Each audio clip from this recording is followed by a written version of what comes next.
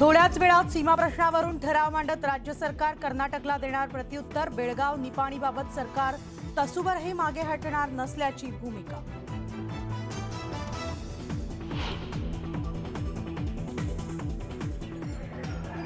विधान भवन परिसरात पुन्हा विरोधक आक्रमक, टाळ वाजवत सरकार विरोधात केलं आंदोलन।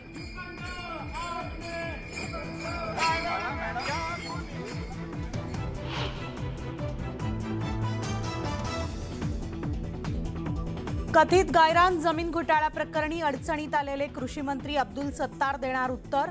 विरोधक मात्र राजीनाम्याच्या मागणीवर ठाम।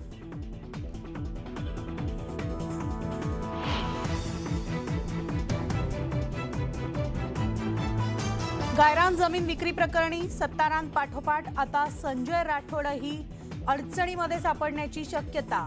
मवियामध्ये मंत्री असताना गायरानची जमीन देण्याचे काढले होते आदेश।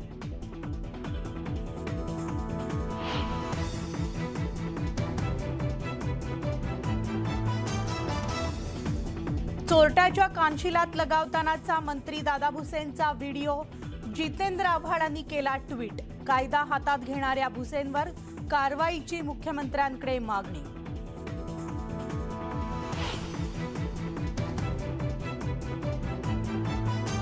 अनिल देशमुखांच्या जामिनाला दिलेली वाढीव स्थगिती आज संपणार।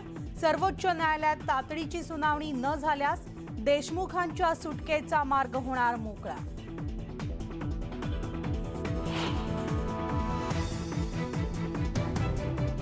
तुनिशा आत्महत्या प्रकरणी पोलिसांनी आतापर्यंत नोंदवले 17 जणांचे जबाब।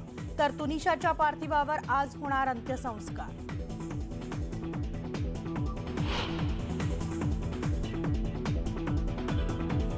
जानेवारीत होणाऱ्या जेईई मुख्य परीक्षेविरोधात मुंबई उच्च न्यायालयात जनहित याचिका।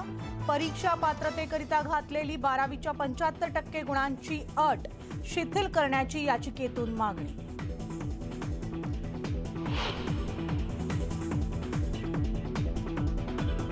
गुळ उत्पादकांना अच्छे दिन। बाजारात गुळाला 4770 रुपयांपर्यंतचा उच्चांकी दर। सांगली कृषी उत्पन्न बाजार समितीमध्ये गुळाचे सौदे। आवक वाढल्यानं गुळाला चांगले दर।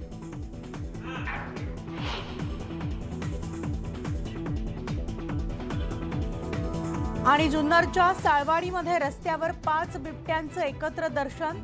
कोजाई माता मंदिर परिसरात रात्रीच्या वेळेस बिबट्यांचा मुक्त संचार। परिसरात दहशतीचं वातावरण।